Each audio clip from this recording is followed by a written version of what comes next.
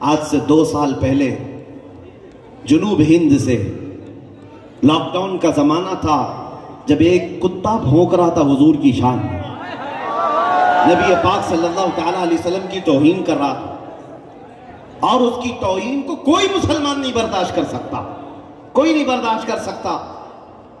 जाहिर सी बात है, मेरी खुद की रात की नींदें उड़ी हुई थी। चंद नौजवान रोते हुए आए थे, कहा कि ये सुन नहीं सकते हम। कहा मेरे भी सुनने के काबिल नहीं, इससे पहले कि हम मर जाते हुजूर के लिए ऐसे अल्फाज सुन रहे हैं। फिर जज्बात से हमने ललकार करके उससे कहा, जितनी बातें कह रहे हो अगर ये हकीकत है तो हम डिबेट नहीं करेंगे, और मैदान में उतर करके देखते,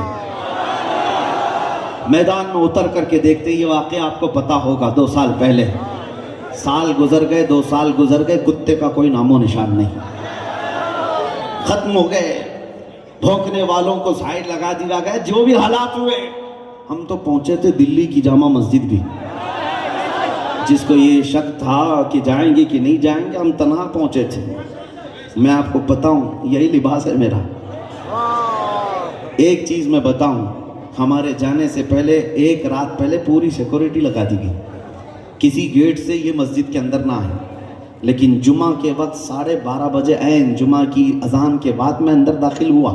मेरे आगे पीछे सारे लोगों की चेकिंग हो रही थी, मेरी कोई नहीं हुई। हम तो पहली सफ में जाकर बैठ गए थे जुमा के बाद। उसके बाद थाने वाले लेकिन मैं ये सिर्फ तजुर्बा बता रहा हूँ आपको, हुजूर के लिए अगर खड़े हो तो अल्लाह की मदद कैसे होती। 12 घंटे तक बिठाया, और कुछ लोगों की तफ्तीशात हो रही थी कंटिन्यू। उन्होंने पूछा किस टाइम पे आप अंदर गए थे? कहा 12:20 पर। कहा क्या ऐसे ही लिबास पहन के गए थे? कहा आप तो वहां से सीधे यहाँ लेकर क्या रहे? एक दूसरे का वो मुंह देख रहे थे। कहा हम तो ड्यूटी पर तैनात थे, लेकिन हमने देखा नहीं। हम लोगों को एक दिन पहले फोटो भी भेजी गई थी और रोकने के लिए कहा भी गया था। हमने कहा आपको फोटो भी भेज दी गई, रोकने के लिए कहा गया। मैं चोरी करने तो नहीं आया था, चोरी करने तो नहीं आया था, मैं मेरे मुस्तफा की इज्जत के लिए आया था। सुनो, आज तुम्हारी नजरों में बच गए होंगे या तुम्हें नजर नहीं आए होंगे, हमारा तो अकीदा ये है कयामत का मैदान भी होगा, ढूंढा ही करें सदर कयामत के सिपाही, ढूंढा ही करें सदर कयामत के सिपाही, वो किसको मिले जो तेरे दामन में छुपा हो।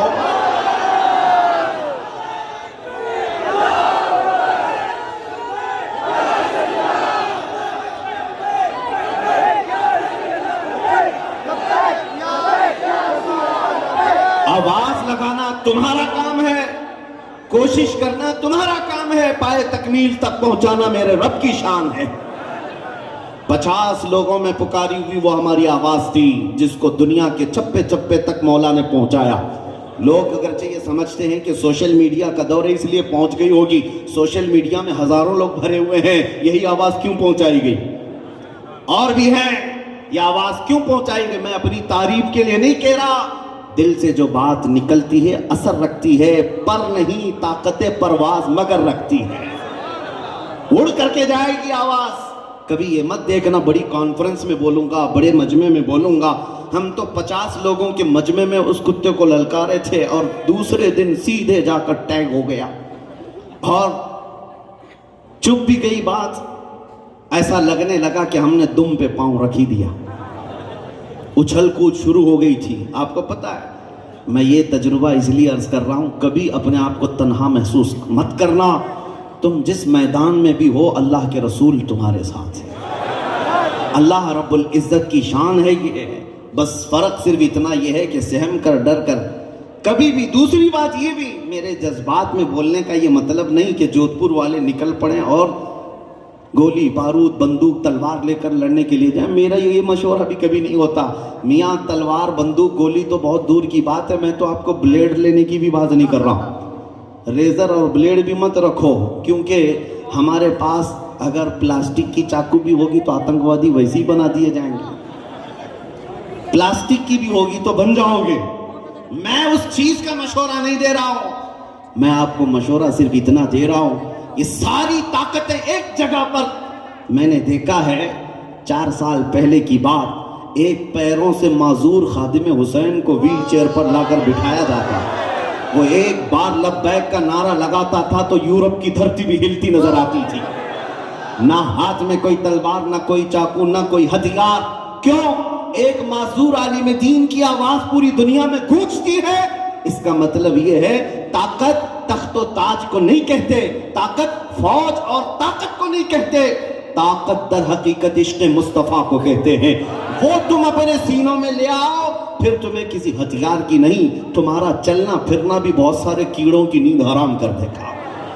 सिर्फ चलना फिरना तुम्हारे लिए बस काफी है। मैं ये नहीं कहता कि तुम कोई सख्त तशद्दुद के मामलात करो, नहीं।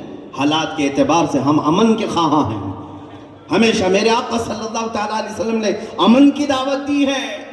ये बात भी फरमाया मेरे आका ने, ला ततमन्नौ लिक़ा अदुबिकुम, कभी भी दुश्मन से जंग की तमन्ना मत रखना, लड़ने भिड़ने की तमन्ना मत रखना, कत्ल और गारत की बातें मत करना।